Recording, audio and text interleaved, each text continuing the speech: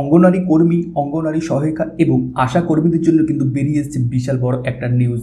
কালকেই কিন্তু মুখ্যমন্ত্রী নিজের অফিসিয়াল ফেসবুক পেজে কিন্তু একটা পোস্ট করেছে, যেখানে কিন্তু সমস্ত কর্মীদের কিন্তু ভাতা বৃদ্ধির কথা বলা হয়েছে। কি কি বলেছে এবং কত কি ভাতা বৃদ্ধি হচ্ছে তার সম্পূর্ণ তথ্য থাকছে আজকের এই ভিডিও। তো ভিডিওটা কিন্তু আপনারা একদম স্কিপ করবেন না, সম্পূর্ণ দেখবেন। এবং আমাদের এই চ্যানেলে যদি আপনারা নতুন হয়ে থাকেন তো অবশ্যই আমাদের এই চ্যানেলটিকে সাবস্ক্রাইব করে রাখবেন লেটেস্ট আপডেটগুলো সবার আগে পাওয়ার জন্য।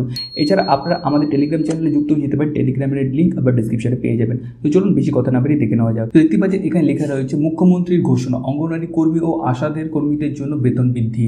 নিচে যদি আমরা দেখা রয়েছে এখানে পশ্চিমবঙ্গ সরকারের পক্ষ থেকে অঙ্গনওয়াড়ি কর্মী, আইসিডিএস সহায়িকা এবং আশা কর্মীদের জন্য একটি গুরুত্বপূর্ণ সিদ্ধান্ত নেওয়া হয়েছে। মুখ্যমন্ত্রী মমতা বন্দ্যোপাধ্যায় বুধবার সকাল 10টায় তার সরকারি ফেসবুক পেজে কিন্তু একটি ভিডিও বার্তার মাধ্যমে ঘোষণা করেন। তিনি জানান এই সমস্ত মহিলা কর্মীদের বেতন বাড়ানোর সিদ্ধান্ত নেওয়া হয়েছে এবং তা 2025 সালের আগস্ট মাস থেকে কিন্তু কার্যকর হবে। কোন কোন পদে কত টাকা বেতন বৃদ্ধি? এই বেতন বৃদ্ধি মূলত 3 ধরনের স্বাস্থ্য ও পুষ্টি সংক্রান্ত কাজে নিয়োজিত কর্মীদের ক্ষেত্রে প্রযোজ্য হবে। নিচে বিস্তারিত আলোচনা করা হলো।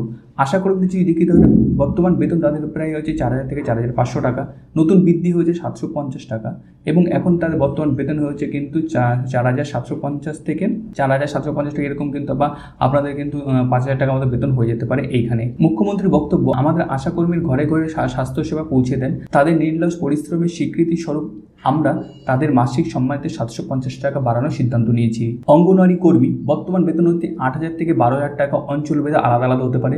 নতুন বৃদ্ধি হচ্ছে 750 টাকা, তাই প্রতি মাসে আপনাদের 8750 থেকে 12750 টাকা কিন্তু আপনাদের বেতন হয়ে যেতে পারে।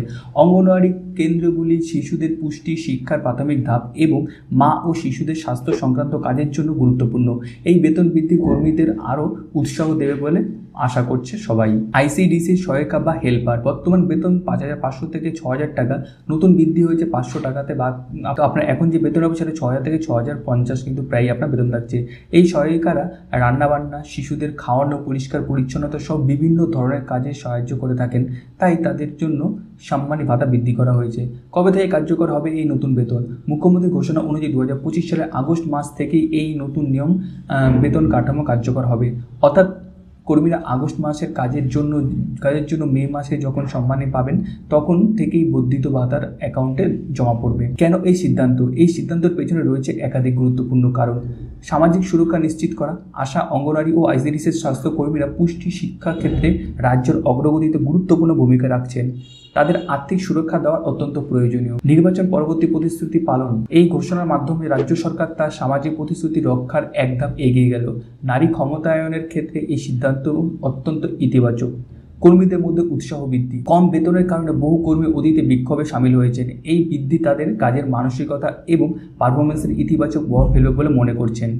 প্রতিক্রিয়া কি বলছেন কর্মীরা? বিভিন্ন জেলায় কর্মরত আশা অঙ্গনওয়াড়ি কর্মীরা এই ঘোষণা পেয়ে সভাপতি আনন্দিত। একজন আইসিডি সহায়িকা বলেন, আমরা দীর্ঘদিন ধরে এই বেতন বৃদ্ধি দাবি করে আসছি। আজকে মুখ্যমন্ত্রীর ঘোষণা মনে হচ্ছে সরকার আমাদের পাশে আছে। তবে কিছু কর্মী জানিয়েছে যে এটা যথেষ্ট নয়, তারা আরও উচ্চ বেতনের দাবিতে সরব হবেন। আপনাদের কি মতামত রয়েছে সেটা কিন্তু অবশ্যই নিচে কমেন্ট বক্সে কমেন্ট করবেন। বেতন বৃদ্ধির আর্থিক প্রভাব ও বাজেট, এই বেতন বৃদ্ধির ফলে রাজ্য সরকারের উপর বাড়তি আর্থিক চাপ পড়বে ঠিকই, কিন্তু মুখ্যমন্ত্রীর মতে নারীদের ক্ষমতায়ন এবং সমাজের মূল স্তরে কাজ করা স্বাস্থ্যকর্মীদের প্রাপ্য সম্মান দেওয়া আমাদের দায়িত্ব।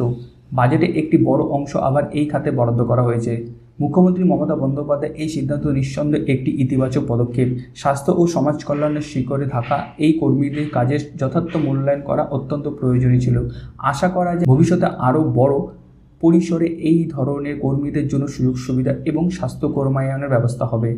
আপনার মতামত দিন। আপনি কি মনে করেন এই বেতন বৃদ্ধি যথেষ্ট? আপনার এলাকায় কতজন অঙ্গনওয়াড়ি বা আশাকর্মী আছেন মন্তব্যে জানাতে কিন্তু ভুলবেন না। তো এই হচ্ছে মূল বিষয়। আশা করছি আপনারা বুঝতে পারলেন যে আপনাদের যে বেতন সে বেতন কিন্তু বৃদ্ধি হতে চলেছে।